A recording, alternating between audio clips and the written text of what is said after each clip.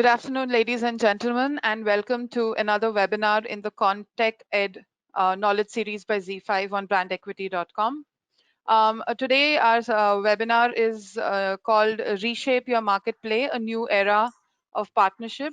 And it's being anchored by Vinay Bapana, co-founder and CEO of Unomer. Vinay has been a leading digital consumer insights and market researcher. And in his current role, he is driving digital transformation in brand research and advertising measurement through partnerships with top corporations and agencies. Today's webinar will cover key discussion points like bundling, a milestone in every brand's journey, telco apps, what's in the box, and decoding the layers of digital behavior. We have Vinay, who is going to give us a presentation, and I'll request the audience to feel free and send in your questions as and when you come up with them, and we'll have a Q&A session with Vinay after his presentation. So over to you, Vinay. Great. No, very excited to be a part of this discussion today. Thank you everyone for taking the time to join us on this webinar. What we are focusing on today, next, half an hour to 45 minutes or so is just understanding the role of partnerships in the current environment. Obviously, last few months we've seen tremendous amount of chaos in the industry in every, possible way. COVID has impacted all of us personally, as well as, all businesses are significantly impacted. But we do see an opportunity here for companies to come up with new ideas, new strategies, new partnerships, and retool and realign to how consumers can continue to use, their services. So that's what I'm going to focus on today. Just understand a little bit about what's happening in the market today and how partnerships can play a role. Quick introduction about Unomer. Unomer is a leading mobile consumer insights and market research platform. We have very unique technology around in-app surveys and consumer data, which we use to capture accurate in-the-moment insights from the right consumers at the right time. We have the privilege of working with over 50 top brands in India across different verticals, technology, digital, FMCG, and be their partner when it comes to knowing more about consumers and knowing now in terms of faster insights that we aim to deliver. Like Urvi said, the key things that we are focusing on today are trying to understand what's happening in the market today, both from a consumer standpoint, how the sentiment is changing, how the behavior is changing, what can we potentially expect, in the coming months. Obviously, no one has seen the future, but there's a lot of research that we are doing. There's a lot of research which other organizations are doing, and we've tried to bring some of that information together. So that's the changes that we'll try and understand. More importantly, we'll try and understand, what these changes potentially mean to businesses, certain type of businesses, and what can they do. The other point that we'll cover today is just a little more about, digital technology. Given the COVID situation, it's become, very central to all our everything we do, to our entire lives. So what does it mean for various service providers? How do we interact with various layers of digital services, etc.? And then we'll talk about partnerships, especially again in the digital and internet context, what role they play for consumers, as well as what role they can play for businesses. Like what we said, do send in your questions. Happy to follow up after the presentation and get into a interactive session and answer some of the questions as best as I can. So just looking at all the data, all the research, and just the general environment which is out there. I'm not going to show you a lot of numbers and overwhelm you with different percentages, etc. I think this is something we all are seeing, and intuitively we all understand that the COVID-19 situation has changed how we all think, how we all behave. One of the aspects which is very clear is that there is a higher sensitivity of price because the spending power is down and there is uncertainty from an economic standpoint. I mean, people's jobs, their earning capability, salary levels, people who are independent professionals, the income stream that they had, the certainty and the visibility that they had uh, is limited right now. It's also important to understand what's the magnitude of this sensitivity and how it is impacting consumer behavior. So in a research that we did with the Mobile Marketing Association, we asked questions to consumers, and this was a large sample of 1,200 consumers across the country, all age groups, gender, coverage, tier one, tier two. Uh, we asked the question, what's their sensitivity, on price. 39% said that they are much more price conscious today than they were earlier. And this is something we asked on a scale, a 5-point scale. So 39% said they're much more. And if we take the top two boxes, which is basically either more price sensitive or much more price sensitive, that number goes all the way to 70%. So clearly, pricing is playing a big role on consumers' mind, and spending will be a lot more controlled and curtailed. Naturally, we also saw that this sensitivity is higher amongst women. It's higher amongst lower income groups. But whether it's larger cities or smaller cities, this aspect is true at the same level. Now, one of the implications of this is that a large percentage of consumers, 31%, also said that they are ready to switch brands. When we again look at, this is a 5-point scale, so when we look at those who said they're very much ready to switch brands or somewhat ready to switch brands, 60% almost are saying that they will be open to switching brands. So whatever we have been using as our regular products and brands over the last many years, that will change. So a lot of brand switching is happening right now, and this is partly, of course, driven by price, but I believe it's also driven by availability of products, because the entire supply chain has been disrupted. You go out and find a product, you may not find what you're looking for, so you use an alternative brand. And that sort of switching is going on right now. The result of that is that what we call as the brand pyramid reshuffle. This is an idea that we came up with when we looked at the traditional brand tracking work that we do, where we try and understand, where does a brand fit in the consumer, mind. So is it something which they are aware about? Is it a brand that they would consider? Is it a brand that they've ever used? Is it currently being used by them? Is it the brand that they use most often? And obviously, every brand wants to be on top of this pyramid, but depending on the consumer segment, depending on the category, depending on the brand, every brand has a certain place in this pyramid. And on a monthly basis, this type of data, this type of insight is tracked by us for various brands, and every brand obviously tracks this and tries to understand how their marketing strategies are helping them move up on this pyramid. Now, with the constraints that I spoke about earlier in terms of brand switching, all of this will go through a major reshuffle. People will start using products and brands that they never used earlier. It may happen that they start liking it and they realize that, okay, this is pretty good, I can continue using it. So there may be a change in what their brand preferences are. This is the kind of reshuffle that we are uh, looking at, and which we expect to happen in the coming months. Now, this is a major disruption for brands, because usually it takes a long time for these changes to happen. A lot of work goes into building the brands and moving them up the pyramid. And then we see right now, because of the COVID disruption, these type of changing happening very rapidly. So it's a whole reshuffle, right? And the kind of businesses that are most impacted by this is categories where the differentiation between brands and products is limited.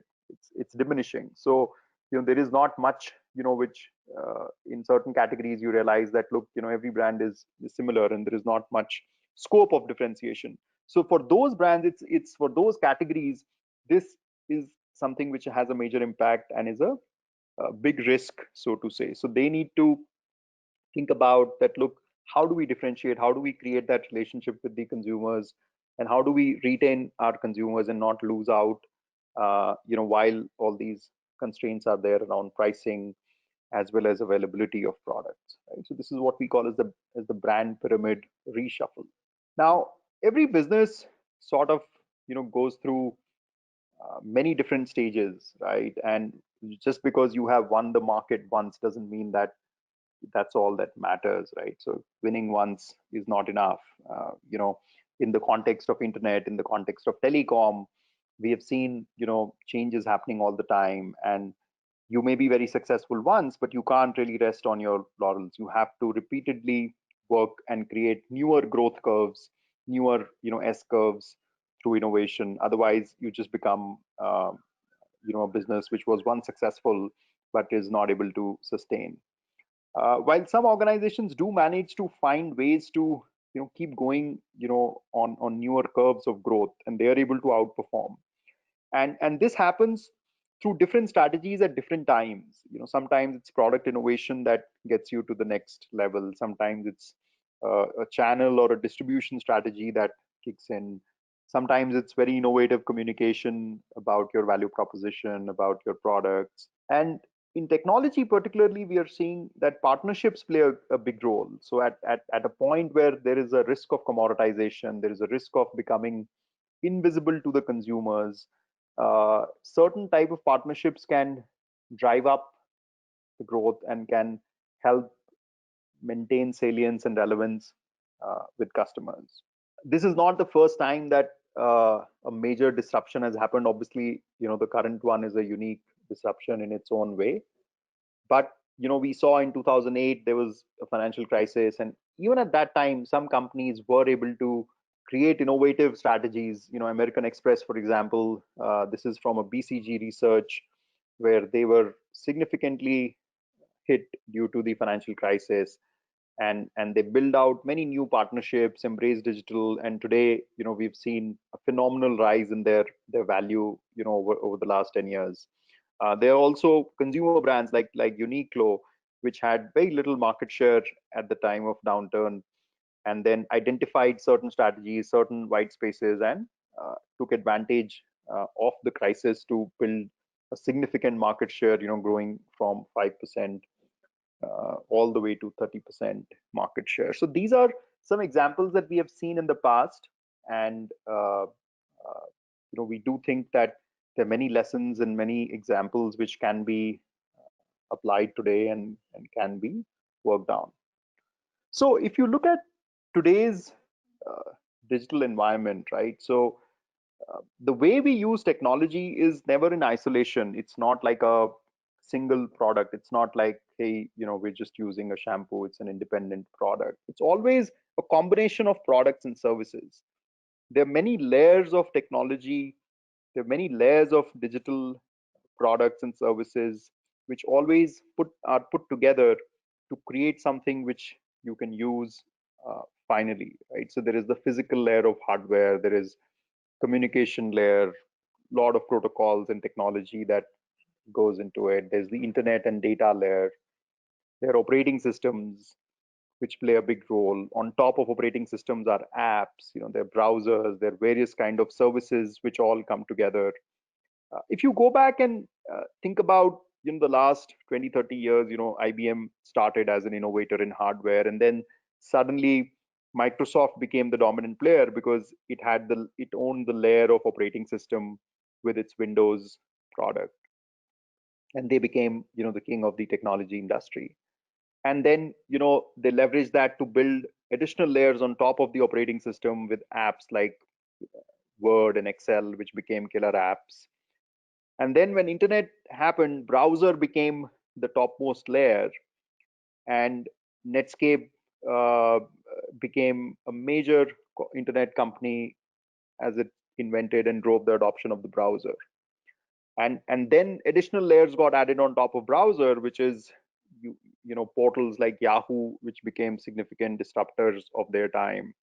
And then of course newer innovation came from Google and Facebook, and these companies kept adding layers on top of technology and digital services which had been built in the past, right? Now, when you think of these layers, especially companies which are playing a role at the lower side, at the lower end of the spectrum, there is a risk of becoming invisible. There is a risk of becoming commoditized, because you lose touch with the customers who are using services which are much more beyond what you're doing. Another example is what we do today. If you think of the mobile devices, the smartphones that probably many of us are using right now, the basic lowest element is the device and the SIM card that you have, right? But there's so much innovation that manufacturers are trying to do through hardware, through processor, through camera, through battery, etc.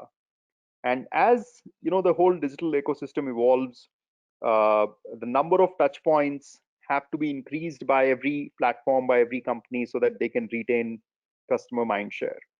Successful companies really develop a ecosystem. They combine their offerings with other services, like today we talk of video streaming, gaming, payments, etc. All of these can come together in a single platform, and that's the kind of ecosystem that really works in the technology and the digital space. So when you're working in the digital environment, it becomes extremely imperative for any company, for any brand, to find a way to stay visible, stay salient and relevant to consumers, even though there will be constantly new layers which will keep getting added on top. And I look at this amazing example. Even today, it's very hard for many of us to understand what a microprocessor is. Think as way, back in 1990s, when personal computers were just getting started. How would Intel explain to a consumer what a microprocessor is, right? How would a company like Intel, with such an arcane product like a microprocessor, build a relationship with the consumer? And that's exactly what they did with their Intel Inside campaign, with the partnership with PC manufacturers, where every PC had this logo stamped on it, and it became so visible. The partnership they created with Windows became Wintel. It defined the PC revolution. Even today, we don't know who makes the battery of our phones or the memory or the camera of our phone, but we do know that Qualcomm Snapdragon processor, and that's a highly recognized brand.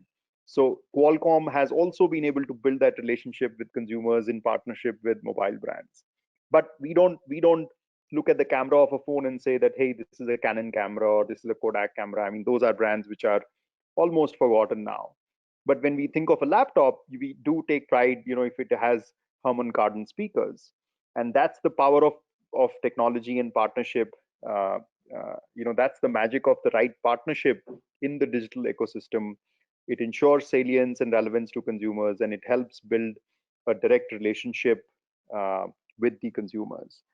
And another very interesting example, with the entertainment industry also getting using technology so much, I'm always amazed. And of course, now we don't know when any of us will go to the theater next, but but you go to a PVR theater and you always start with this amazing audio visual which talks about the sound technology that they use uh, through the Dolby partnership, right? Sound which is invisible.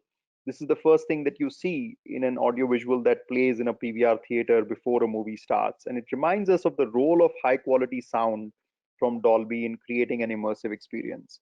That's the kind of partnerships which help uh, technology companies maintain that relationship, with customers. I'll talk a little bit about what's happening in the telecom industry today. Obviously, this is an industry which has been the backbone of the infrastructure, the digital infrastructure that we are all benefiting from today. And thanks to the amazing work that these companies have done in the last decade or so, that today, in spite of all of us being limited to our homes, we are all communicating. We are having this session. People are continuing to maintain their work to a large extent. There is seamless flow of information, communication, ensuring a fairly good degree of continuity of many services, many businesses. Many people are continuing to do their work, right? And today we see they say over 500 million smartphones in India, which has been enabled through lower prices. There's pretty much ubiquitous mobile data, and it's enabling, if we do projections down the line by 2030, a billion internet users is what we will have, in India. And on top of this, enormous innovations around user interface, apps, voice, visual search, etc., have happened. Yet the pricing of how data telecom service providers are able to charge, continues to go down. So and obviously that's been a factor in increasing the reach. But with prices going down and consumers almost taking data and calling for granted, the room for differentiation, the opportunity for differentiation uh, reduces. There is not much that one can differentiate when it comes to a calling plan, or when it comes to a data plan, or when it comes to how these can be priced, what sort of promotions can be done. The room for differentiation keeps diminishing for infrastructure providers like telecom companies. And a good example here is how partnerships have been playing a role in ensuring that telecom providers, the brands that they have built, continue to be relevant and meaningful for us and the services that we're using. In the early days of telecom, there used to be what were called as value added services, and those were what many companies built a differentiation on. But with time, with Geo getting launched, the entire landscape have changed. Brands have to look elsewhere for differentiation. And one area has been how content partnerships, how OTT VOD partnerships have played a big role here. Early days, when Geo was launched, they did the partnership with Hotstar, and then Airtel created many partnerships. Vodafone has created many partnerships, and this is what has helped them acquire new customers, retain new customers. And it's still very early. There is so much innovation still which can be done through these partnerships and integrated offerings, which can take these brands much ahead of where they are today. Many different reasons for carriers and telcos to partner. It would help them boost the ARPU, the average revenue per user, which is the key metrics, key business metrics, revenue metrics for them. Help them in retaining consumers, acquiring new customers. It helps them, with an identity in terms of their being in sync with what consumers are doing today. Helps them, launch new products, new services, attract new customers. Just overall experience becomes so much richer once the relevant partnerships, are in place for these companies. The avenues of partnerships are phenomenal. Even before the COVID situation, we were seeing phenomenal growth in OTT, VOD, content consumption, payment services, e-commerce, social media, gaming. These were already on a path, and they have obviously accelerated as well. But since March, certain industries which were still looking to get an impetus, looking to get a boost, have found this moment as a turning point. Look at the amount of e-learning and education which is happening on digital platforms. Even things like doctor consultation, which was very hard to imagine, in the context of comparing it with a face-to-face interaction. Many platforms are enabling this today. Health and fitness through digital platforms has become big in every household. Many technologies which are centered around video, voice, vernacular content, vernacular language, etc., are being deployed. Grocery shopping, which is one step ahead of e-commerce, has picked up. These are all opportunities which have become opportunities for telcos, for infrastructure providers to leverage as a part of their offering and their ecosystem. Obviously, we see Geo building a huge platform trying to integrate many of these services. Likewise, with companies like Airtel and Vodafone trying to build these into their offerings, again leading to higher ARPU, and these in turn driving higher data consumption, also driving better brand positioning just to attract more consumers with offerings just beyond the basic telecom services and ensure that they continue to grow. I looked at the Google Play pages of these two companies, Vodafone and Airtel, the Airtel Thanks app, which is their flagship app, the Vodafone's Play app, which offers content. And it's amazing how they have created these partnerships and listed the offers and their partners as key value proposition of using their products and using their services. Different types of partnerships, different packages, different bundled offers, which is helping them stay connected to their consumers. There's a very interesting research that we did, and this is the last part of my presentation, and then we should get into some discussion with Urvi. I hope there's some questions that you all are sending based on your interest. There's a very interesting research we did to understand how consumers are using these services when they come in an integrated fashion, in a bundled fashion, what the user journey is, how it impacts their adoption, what's the level of satisfaction, etc.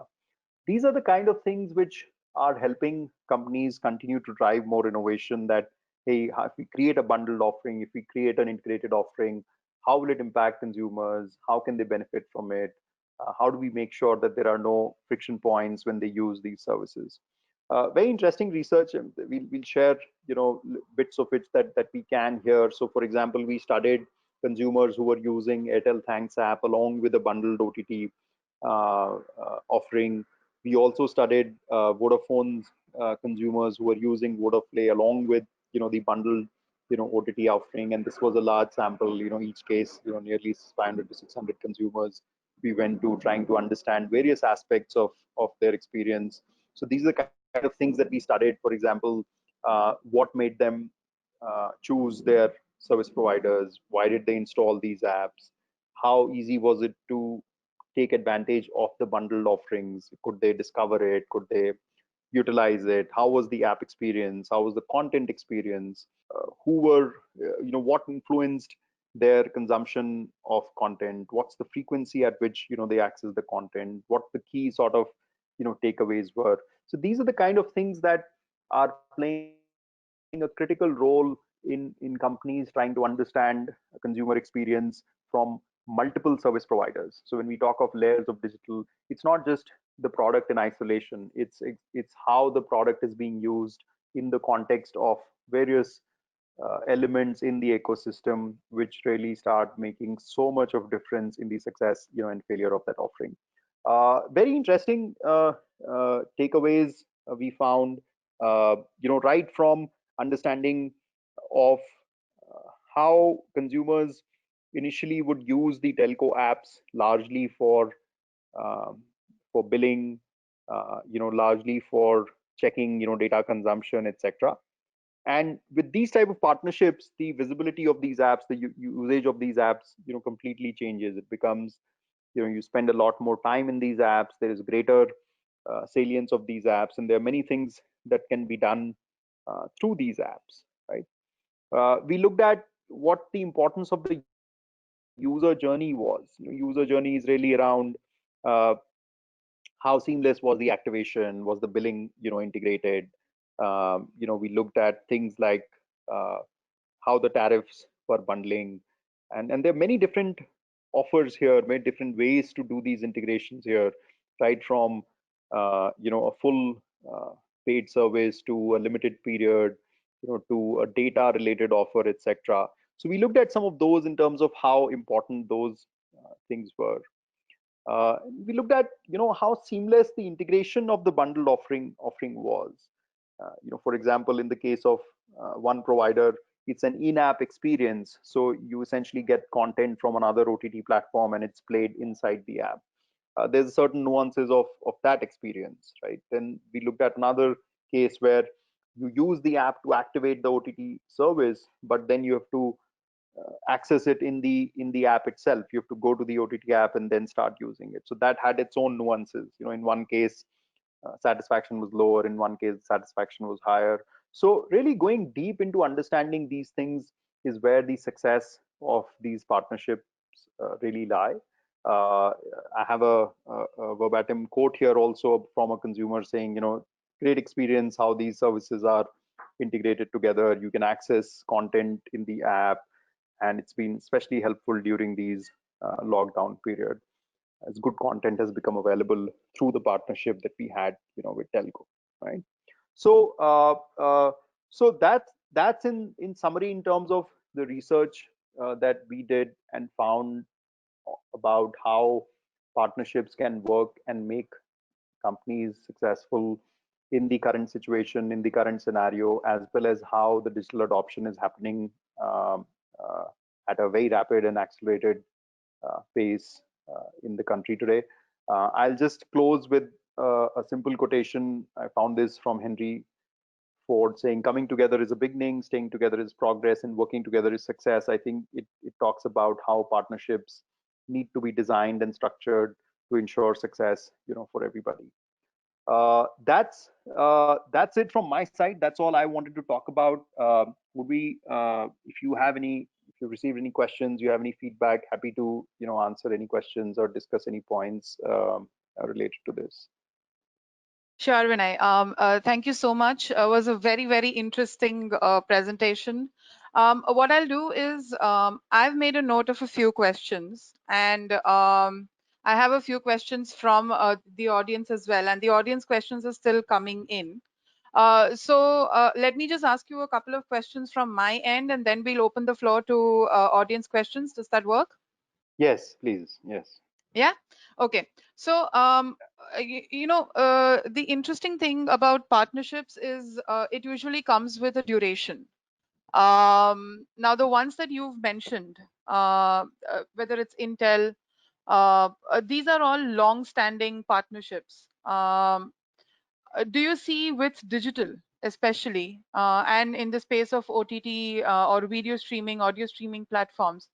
Do you see the emergence of short-term partnerships which would be gainful for both parties, or will the duration of these partnerships always have to be long-term? Well, that's an interesting question, especially because these are categories which are very dynamic, especially Hmm. the OTT VOD category, right? So it's super dynamic. Just if you look at the sheer number of players, there are so Yeah. many, players, and then and still there are newer, players which are emerging. We have seen a emergence of players which are just focused on regional content or a certain Hmm. type of content, etc. Right? So I think the the the the OTT VOD industry is in very formative stages, in very early stages right now. Yeah. If you compare it to, let's say, e-commerce, which has gone through a lot of evolution, and today we have two, maybe three established players. Similarly, payments has gone through a lot of evolution already, Hmm. right? So I think the partnership, the duration, length of partnership, etc., is first and foremost dependent on what stage of evolution that industry or that particular category is in. So the fact Yeah. that these are early days, and there's new stuff, innovation happening in so many different ways, is what is basically led to this current model that you're saying, that are these like short-term partnership, etc. Right? But I think brands will have to, companies will have to truly commit to certain certain models and certain channels and distribution, Hmm. uh, because only then it truly has an impact from a consumer standpoint, because it takes time for these type of perceptions to be built amongst consumers, and then they have to know that, yes, what I'm doing is something which will stay on for a long time. It's not just Hmm. a limited time thing. So certainly, I think as the industry matures, I think these partnerships will also become stronger, long term, and consumers will start demanding, and they will give value to only those things which bring them sustained value. In the end, at the end of the Yeah. day, it's the consumer, who will drive these things, and in their mind, they will see certain associations as long standing. Only then they will believe in those. Otherwise, they will know that, look, this is just a tactical thing, and I don't want to get swayed by this. I want to go to something which is stable Hmm. and long term. That's what I Mhm. think. Yeah, no, so the reason why, I thought of the duration and just the impact of such partnerships is because Lionsgate Play, the video streaming service from the studio, has launched in India Right. through telco partnerships right now, right? And then they have Right. plans Right. to launch their own app. So right now, when you go to the Google or iOS store, You can't find Lionsgate Right. Play as an app, but you find it on Right. Vodafone Play. Okay, now Right. it's a great idea for a soft launch because the numbers are there. The scalability is very You very wet very the there. taste. Yeah. You wet But the taste of consumers. yeah, Mm. but then for someone like a consumer, I start relating Lionsgate Play with Vodafone Play. And so when you launch your app, what happens then? And that is where like I was thinking of, the duration of telco partnerships in this case. It seems to be a good model to do a launch, but then the sustainability and the conversion to your own app is then in question, right?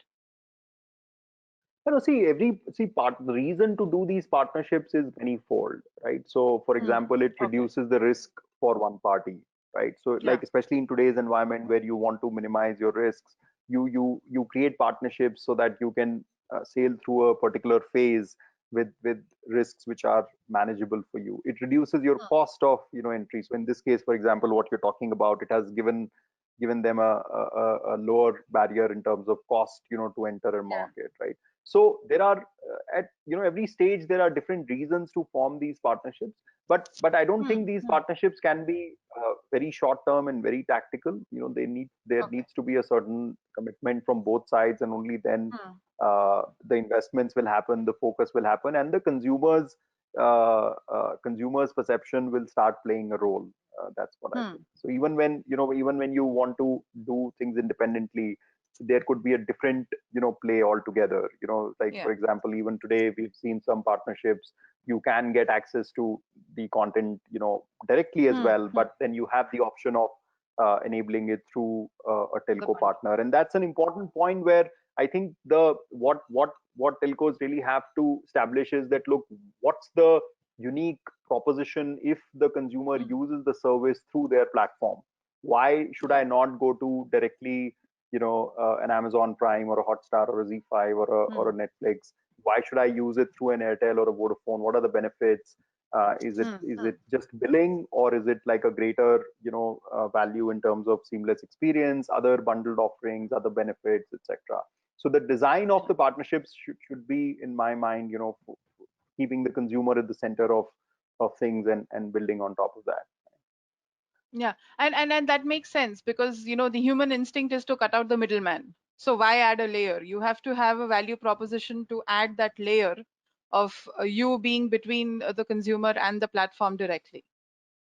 Yes, the value addition has to be very, very real and visible, to the consumer, so that Hmm. they don't see it as just a gimmick.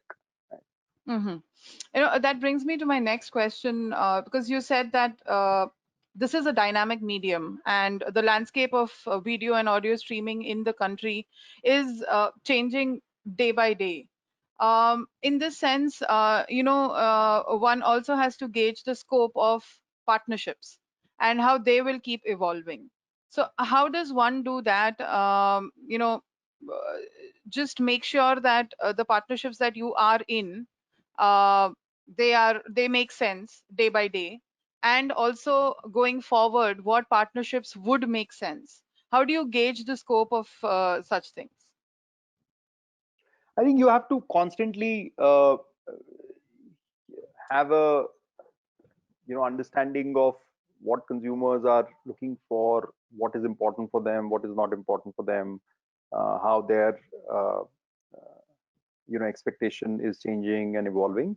For example, regional content was not such a important element, let's say, Hmm. 3 years back, Yeah. but today it is. Similarly, let's say, short uh, videos. I mean that's a category which has still to find its place in the industry today. I mean, Yeah. today we talk of longer formats. Either there are Hmm. Hmm. movies, or there are series which have episodes, half an hour, 1 hour long, etc. But there are places, there are companies which are essentially betting on very short formats, 10 minutes, 15 minutes per episode, and things like that. So Hmm. you have Hmm. to they basically think of it this way. I mean, of course, commuting is not something which is happening today, but Yeah. commuting is, there is a whole idea that, look, if majority of the video consumption happens when a person is commuting, then what's the right type of content to be built for that experience? There is Hmm. a company in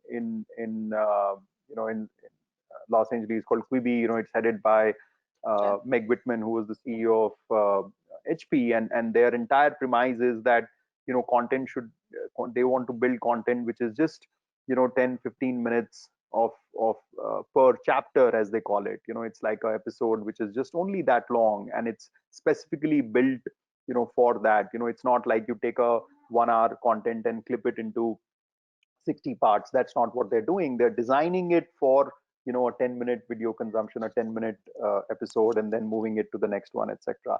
There's another very Hmm. interesting innovation they're doing. They're when they shoot, I mean, they create Hmm. content for their own platform, and when they shoot, they shoot in two formats, the landscape format and the portrait format. So Okay. today we assume that content you have to turn the phone and watch it in the landscape format. But a lot of times when you're handling the phone, you want to keep it standing, you want to keep it vertical. And that's another innovation, amazing innovation that they've brought about, that when they Hmm. contract with production houses and directors and producers, etc., it's a part of the design that every scene is shot in both formats. So when you switch the Okay. phone, you don't end up with half the screen being black, right? That's an Hmm. amazing innovation that they're driving. Hmm. Hmm. Fair enough. Lastly, from my end, Vinay, when it comes to telco partnerships, there are a couple of things. One is we are forever sort of cribbing about networks. And there are infrastructure challenges when it comes to providing stable networks, data. And data consumption is only on the rise, especially given that we are all at home. We are all using our networks to do work and entertainment and communicate with each other. In such a scenario, how do you think that OTT platforms, especially video platforms, can maximize their partnerships with telcos, keeping in mind the infrastructure challenges, which will directly, which could directly affect consumer experience? No, absolutely. See, I mean, this is a question which the industry has been struggling with for many years now, especially because of many regulatory issues, compliance-related issues, tax-related issues. Telecom industry is obviously grappling with many challenges like this.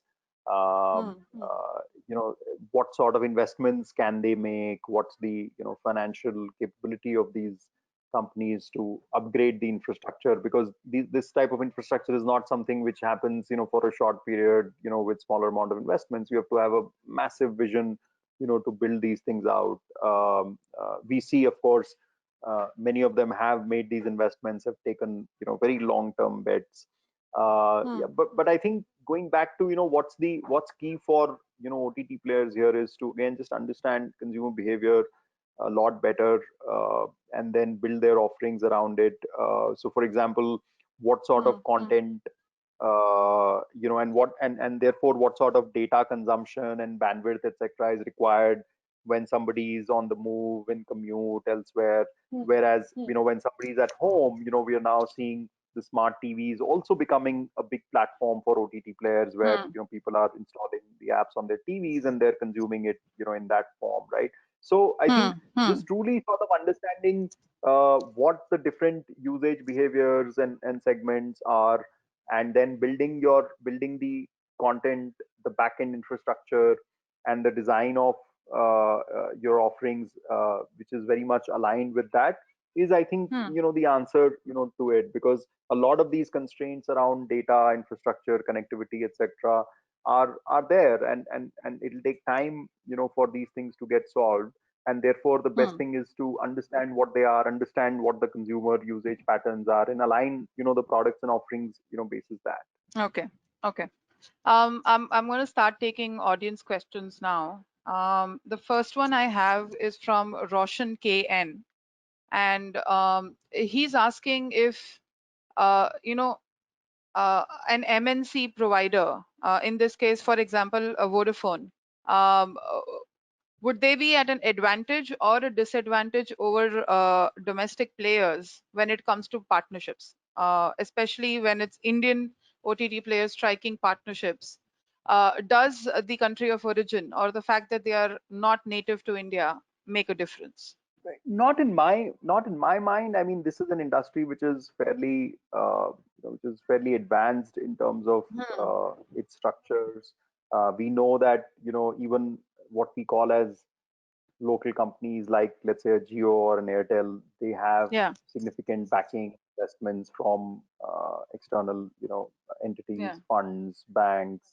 We've seen the partnership Facebook has entered into. We know Google, yeah. is a big player, in this space, etc.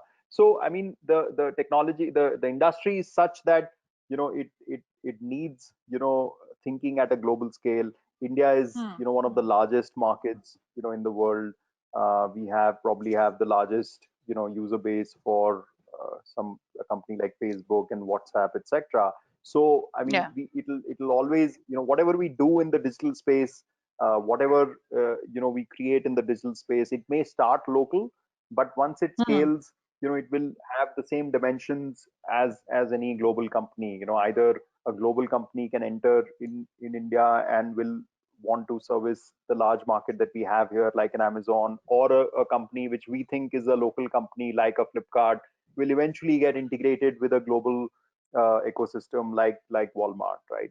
So that's the sheer nature of how technology, digital works, especially given the market size which is there in India, and therefore the kind of investments that are needed and the kind of thinking and the vision that is needed.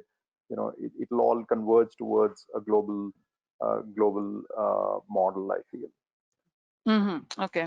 The next one is by Professor Madhavi, and she's asking about the longevity of these behaviors. So her exact question is, would these consumer behaviors that we see right now be short-lived, or will these COVID times change behaviors permanently? I think that's a very interesting question. And again, as a researcher, as somebody who's spending a lot of time in understanding what the current things mean from a consumer standpoint. I mean, that's question that we are constantly asking ourselves, asking our consumers, asking brands, answering brands, etc. So uh, I think thing is that there will be certain things which will be there for good. So, as an example, awareness about health, right? Understanding about being more conscious about uh, fitness and health, I think, is something which will stay. Some things, will go away, like, for example, social distancing, and hopefully, once we have a better environment and safer environment. Today, we don't see much activity happening outside and people following social distancing norms.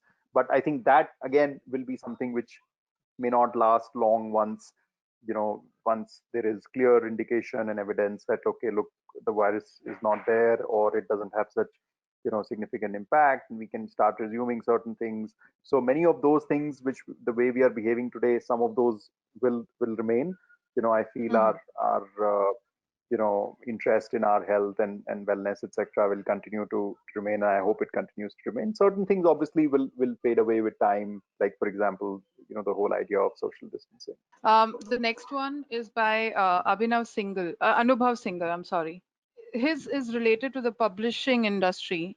He asks, I want to know how acquisition and retention is important for the publisher industry, and how do you increase this, increase acquisition rates? Yeah, so I mean, if by publisher you mean uh, app publishers, then obviously it's the most important aspect, because the number of users you have and how you acquire them, how rapidly you grow them is key to your business proposition. If you're talking about publishers like the uh, you know media, etc., of course they are at a different stage altogether.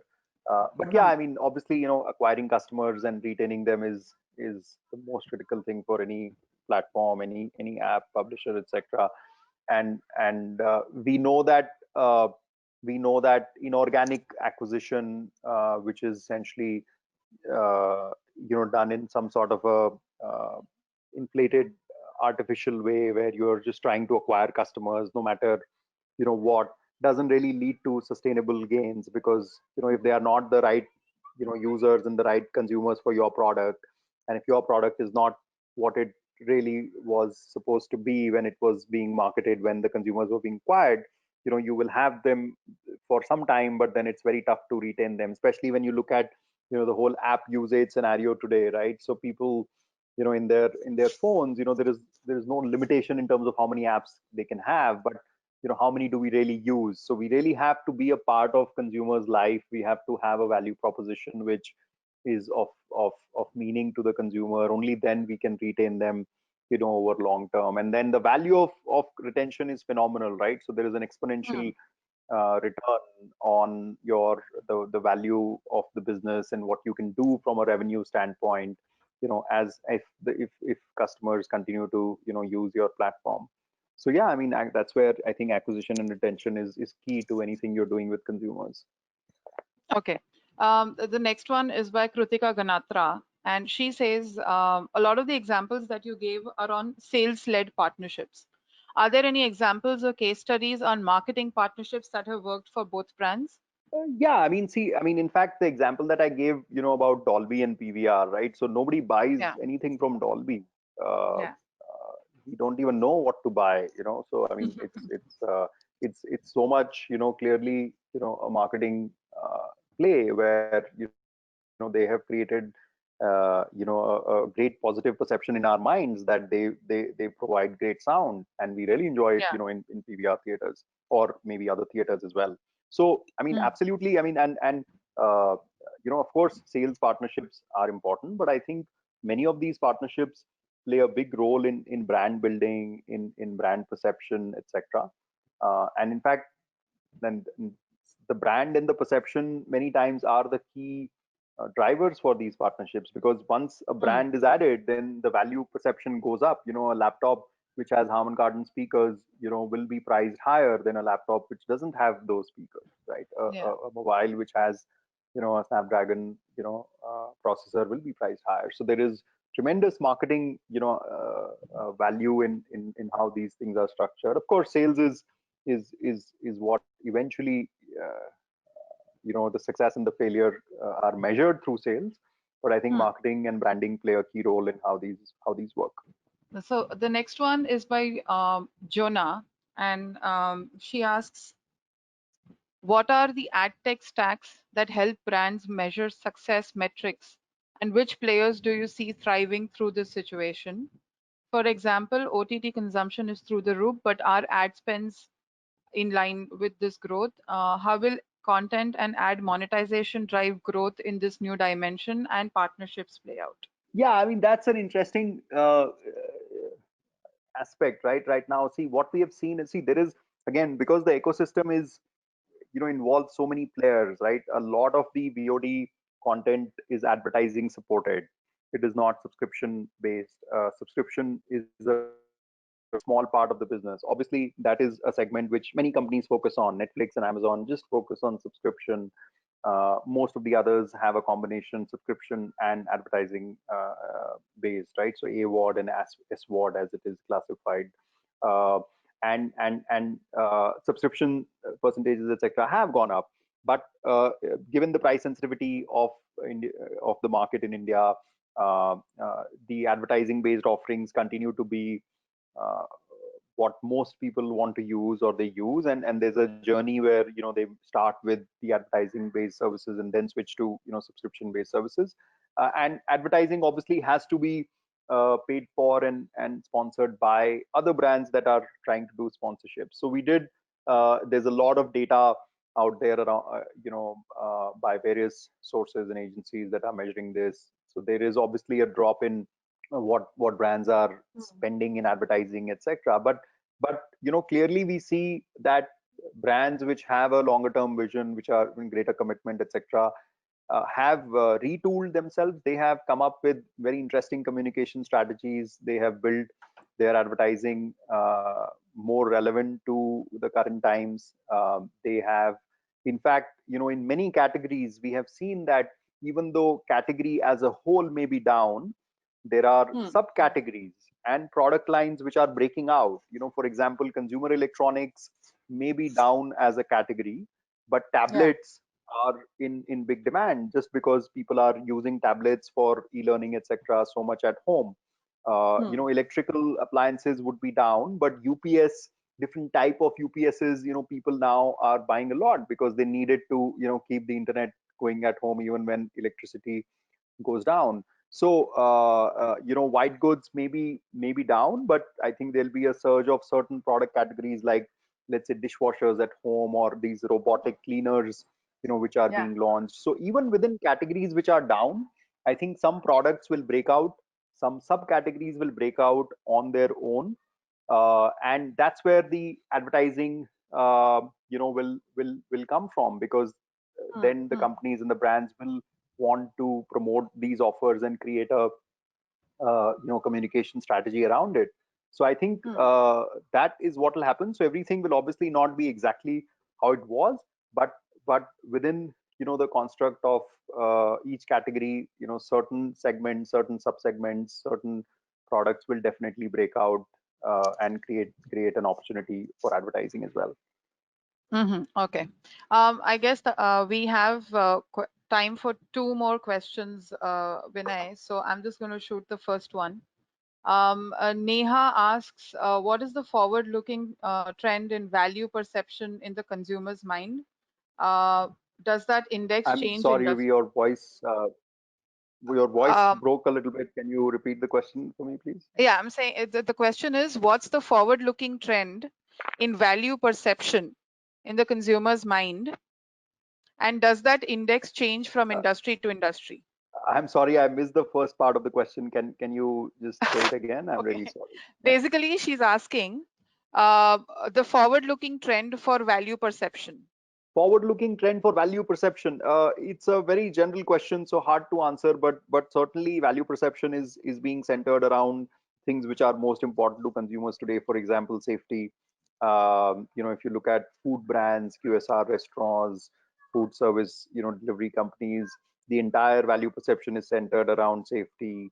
So yeah, I mean, value perceptions will be centered around what is most important, to the consumers at that point. And today, safety, health, etc., are most important. So that's what the value perception is being centered on. Even in FMCG, for example, there's so much marketing happening for products which encourage some sort of safety or health element, either hand wash products or hygiene products or food products which help with immunity, etc. So the value perception has so much, is centered so much around well-being and health and safety today, that every brand is sort of trying to find a resonance with that belief that consumers have. So that's where it is right now. Okay. And am I audible? Yes, I can hear you. Yeah. So the last one is from Tarun Kohli, and he asks, what are the three key things to keep in mind while working towards closing partnerships to make them sustainable in the long run? And any tips, what should be micro focused upon, and what areas can be compromised on?